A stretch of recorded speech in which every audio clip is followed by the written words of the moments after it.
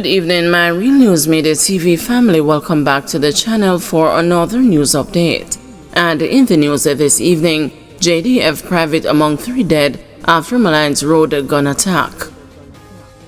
The Jamaica Defense Force soldier who died in an early morning gun attack along Molynes Road in St. Andrew on Monday has been identified.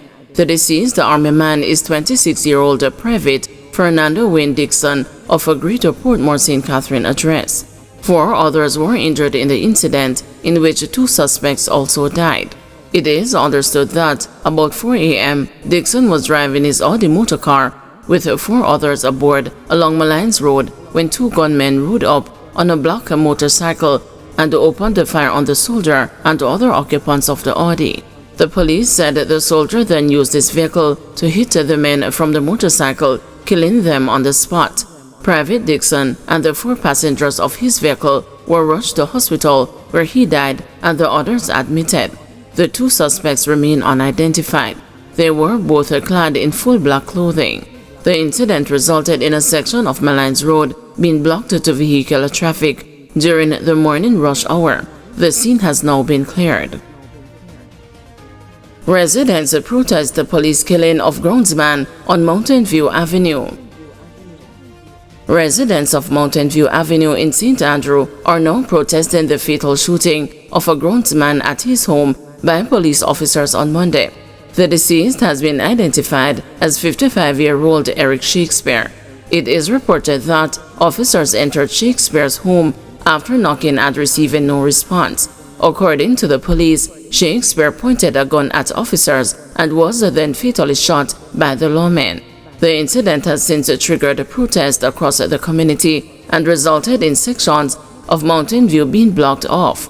Motorists are advised to expect delays and seek alternate routes to minimize inconvenience. The police apologized for the disruption and encouraged the motorists to follow the directions of the traffic management personnel on location to ensure a safe and orderly flow of traffic. Motorcyclist becomes a 2nd road fatality in Trelawny for 2025. A motorcyclist died as a result of injuries he sustained during a motor vehicle crash on a section of the North Coast Highway that runs in the vicinity of the Hay community in Trelawny on Saturday night. The deceased has been identified as 48-year-old laborer Joel McLeod, who was of a Newton Street, Falmouth address in the parish. Reports are that McLeod was riding a motorcycle on the highway when it collided with a Nissan motorcar traveling in the opposite direction. McLeod was thrown from the bike and sustained fatal injuries. He became the 2nd road fatality in the parish since the start of the year. Saturday night's accident comes on the heels of the January 20 crash involving a truck and a motor car on the Cooper's Pen Main Road, which claimed the life of Kemar Brown, a 32-year-old contractor of Highgate, St. Mary. Loaded assault rifle found buried at the St. Andrew premises.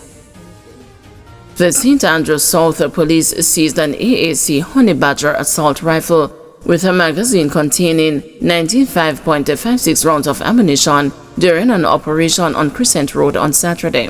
Reports are that at about 12:50 p.m., lawmen were in the area when a premises was searched. During the search, the firearm was found buried at the rear of the premises. No one was arrested in relation to the seizure. Investigation continues. 2 shot, 1 fatally in Discovery Bay. A man was killed while another was wounded during a gun attack in Discovery Bay, St. Anne on Sunday evening. The deceased has been identified as 33-year-old Nico Stevens, a fisherman of Corner Street, Discovery Bay. A 3rd person escaped the injury. It is reported that about 8:45 p.m., Mr. Stevens and the 2 men were walking in the vicinity of the Discovery Bay High School when a man came up behind them and opened a fire. Mr. Stevens and another man were shot. The gunman then shot Mr. Stevens several more times before fleeing the scene. The wounded men were assisted to hospital, where Mr. Stevens was pronounced dead and the other man admitted. Police will defend themselves against the criminals, says the GCF assistant chaplain. With the security forces on high alert due to an extreme threat level, Assistant Chaplain of the Jamaica Constabulary Force, Dr. Kevin White, says that the police will not be sympathetic towards the criminals who continue to take the lives of its members. This follows the fatal police shooting of a reputed top leader of the One Order gang, Othniel Thickman Loban. While delivering the sermon at the Era 3 Police Worship Service held Sunday at the Jamaica Evangelistic Center in Mandeville, Dr. White bemoaned the actions of residents of Toast Meadows in Spanish Town, who praised the supposed gang leader and threatened to attack cops for killing Loban. He said that Jamaica has lost its moral compass. Dr. White noted that he will not be praying for any criminal who tries to attack him, but will instead be defending himself. I dare you to come. I dare this pastor won't be praying before, I'm going to pray after. So you dare to come. Are you sizing me up? Let every gunman know this pastor, he's going to pray over your body. I'm going to send you 5 feet next Sunday. We've got to stand up and be confident because the devil ain't playing with us. Let's stop playing around with it. JIS technical staff disgruntled over unresolved compensation issues. Disgruntled technical staff at the Jamaica Information Service are taking action over unresolved issues under the new public sector compensation scheme. The workers say among the contentious issues are placement in the wrong band, which sees them getting less than what they were paid prior to the new compensation system. The staff are expected to gather at the office of the Prime Minister to present their concerns to Information Minister Senator Dr. Dana Morris Dixon.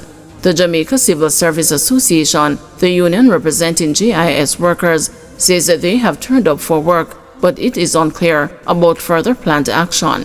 JCSA President Tesha Clark Griffiths says that the concerns of the workers were brought to the JIS management. She says that the protest may have little impact on ongoing negotiations.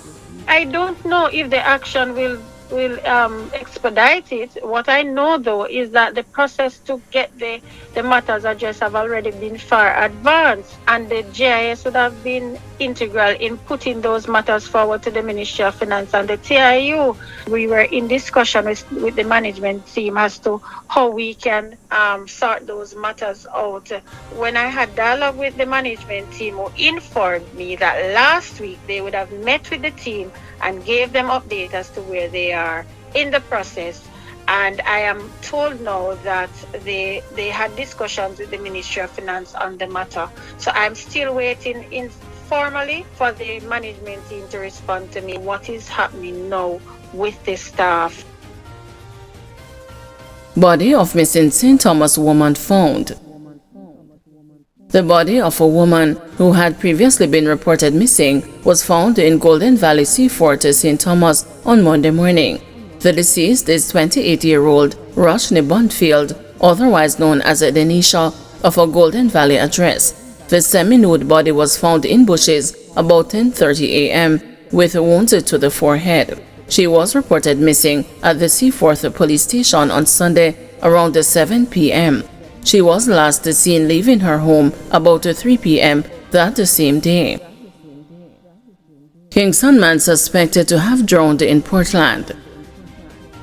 A man of a Kingston address is suspected to have drowned in the Rio Grande during a weekend of heavy rain in the Fellowship area of Portland. Reports are that 29-year-old Christopher Harriott and his friends were attending a cookout at the river when he encountered difficulties while in the water. It's further reported that while his friends and others were attempting to save him, Mr. Harriott became submerged. A search has since been launched. A resident who said he provides support to those who visit the river told the news he saw the man and a woman in the water and warned them. He said he inquired whether they could swim, and the man answered in the affirmative while the woman said no. Last, me see the youth and a girl in the water. Right, I swim there. I go up them and warn them. The sir, you can't swim? He said, yes. I asked the lady if you can't swim? He said, no. The sir, you can't save the lady from my drowning? He said, yes. By me turning back on here, so to this up, and get to the water. The ball was Indian man in the water.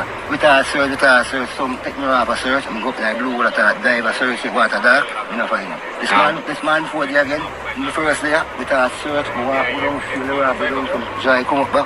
A search, same way, I'm not find him.